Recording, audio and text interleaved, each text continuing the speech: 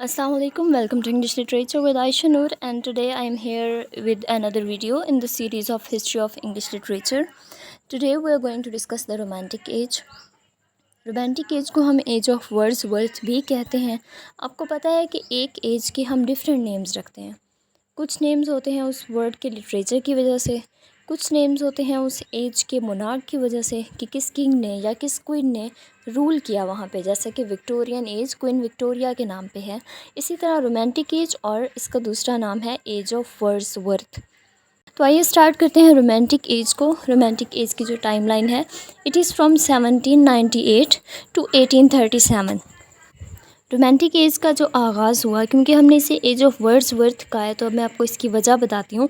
क्योंकि वर्ड्सवर्थ का एक इम्पॉर्टेंट वर्क था लिरिकल बैलेड्स। जब ये पब्लिश हुआ 1798 में, तो उसी वक्त से स्टार्ट हुई romantic as. It means lyrical ballads 1798 में पब्लिश हुए और यही आगाज़ है रोमांटिक एज का। इससे आप अंदाज़ा लगा सकते हैं कि लिरिकल बैलेड्स की या वर्ड्सवर्थ की क्या पोजीशन है और क्या इम्पोर्टेंस है लिटरेचर में और हिस्ट्री में। और ये एज रही 1837 तक। 1837 के बाद हमारे पास विक्टोरियन एज स्टार्ट होती है, क्योंकि 1837 से ही क्वीन विक्टोरिया का एरा स्टार्ट हुआ। इसके बाद हम ये देखते हैं कि रोमांटिक एज में जो कॉन्सेप्ट समझने की ज़रूरत है, बेसिकली इसमें 2 जनरेशन्स ऑफ पोइट हैं।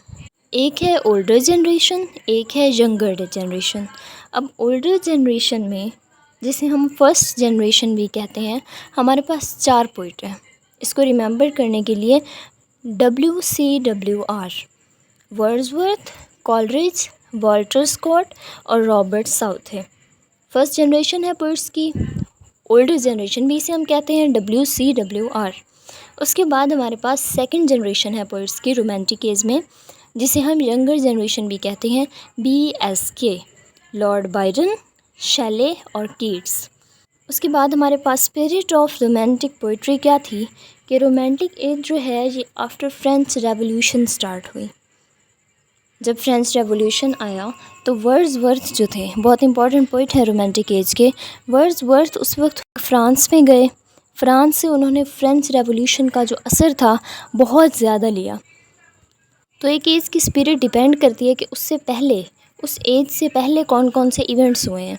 अगर एक वॉर के बाद एक लिटरेचर लिखा जाए तो यकीनन उसके थीम्स, उसकी स्पिरिट वॉर के थीम्स के अकॉर्डिंग होगी। अगर फ्रेंच रेवोल्यूशन के बाद लिटरेचर आया, कोई एज आई, तो उसमें ज़ाहिर स्पिरिट कौन सी होगी, फ्रेंच रेवोल्यूशन की स्पिरिट होगी। तो जब एक पोइट, वर्ड्सवर्थ की हम बात कर रहे हैं, फ्रांस में रह के आया है, फ्रेंच रेवोल्यूशन अपनी आंखों से देख के आया है, उसे एक्सपीरियंस करके आया है, तो उसके बाद जो स्पिरिट होगी उसके वर्क्स में यकीनन वो फ्रेंच रेवोल्यूशन की होगी। फ्रेंच रेवोल्यूशन की जो स्पिरिट थी वो थी लिबर्टी, इक्वालिटी एंड फ्रेटर्निटी। ये एक बहुत इम्पॉर्टेंट स्लोगन कह लें या फ्रेंच रेवोल्यूशन का मोटो कह लें, that liberty, equality and fraternity. और यही स्पिरिट हमें नज़र आती है रोमांटिक एज के राइटर्स में। उसके बाद हम फीचर्स देखते हैं, कैरेक्टरिस्टिक्स देखते हैं ऑफ रोमांटिक लिटरेचर। इसमें रोमांटिक रिवाइवल है और रोमांटिक रिवोल्ट है। तो 2 बातें हैं, एक तो रिवाइवल और दूसरा रिवोल्ट।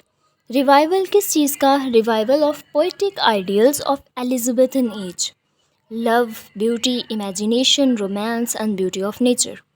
पीछे आप एलिजाबेथन एज पढ़ चुके हैं। अगर आपने नहीं सुना तो इस सीरीज़ को, हिस्ट्री ऑफ इंग्लिश लिटरेचर की सीरीज़ में एलिजाबेथन एज की वीडियो ओपन करें और उसे एक बार अच्छे से अंडरस्टैंड करें। हिस्ट्री को समझने के लिए याद रखें कि कोई एज एक अकेली याद नहीं की जा सकती, अंडरस्टैंड नहीं की जा सकती। हिस्ट्री को समझने के लिए ज़रूरी है कि उसे क्रोनोलॉजिकली, यानी day by day, year by year study करना चाहिए। तो अब एलिजाबेथन एज की जो स्पिरिट थी, love, beauty, imagination, romance, beauty of nature, तो उसका रिवाइवल था।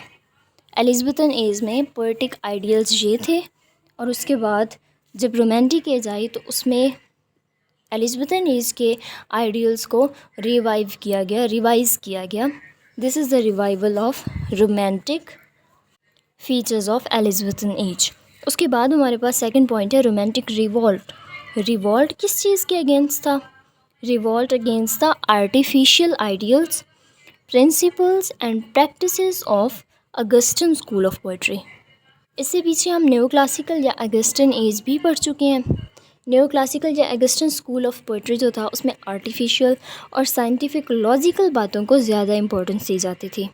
और अगस्टन एज के बाद से इंग्लैंड में 18th सेंचुरी में वही अगस्टन स्कूल ऑफ थॉट ही चल रहा था। लॉजिकल बातें, साइंटिफिक बातें, नेचर को कोई इम्पोर्टेंस नहीं दी जाती थी। और एरिस्टोक्रेटिक क्लास जो थी उनकी parties, coffee tables, dinner tables, इस तरह का थीम आ चुका था पोइट्री में। तो जो रोमांटिक्स थे they did a revolt against this artificial life of Augustan as. So basically अगर हम रोमांटिक एज को एक सेंटेंस में डिफ़ाइन करना चाहें तो this is high poetic splendour and emotional effusion. Next move towards the authors and writers of this age. सबसे पहले तो हमारे पास Wordsworth the great. Romantic poetry में वर्ड्सवर्थ का जितना नाम है उससे ज़्यादा हमें किसी का नहीं मिलता as a poet of nature. इसके अलावा शैले, कीट्स बहुत ब्यूटीफुल नज़में लिखी हैं। इनकी पोइट्री में हाई इमेजिनेशन होती है। और वर्ड्सवर्थ की अगर हम पोइट्री देखें तो वो अपनी पोइट्री को कुछ इस तरह से डिफ़ाइन करते हैं कि spontaneous overflow of emotions recollected in tranquillity. तो ये हमारे पास एक लिस्ट है रोमांटिक राइटर्स की, ऑथर्स की। इसमें इनकी डेट ऑफ बर्थ और डेथ दी गई है और डिफरेंट वर्क्स भी दिए गए हैं। तो अगर आपने रोमांटिक एज को डिटेल में स्टडी करना है तो इसका स्क्रीनशॉट लीजिए। अगर आपको वीडियो अच्छी लगी तो हमारे चैनल को सब्सक्राइब करना मत भूलें। बाकी चीज़ के लिए हमारे चैनल पे मौजूद हिस्ट्री की प्लेलिस्ट को ज़रूर विज़िट करें। Thank you so much.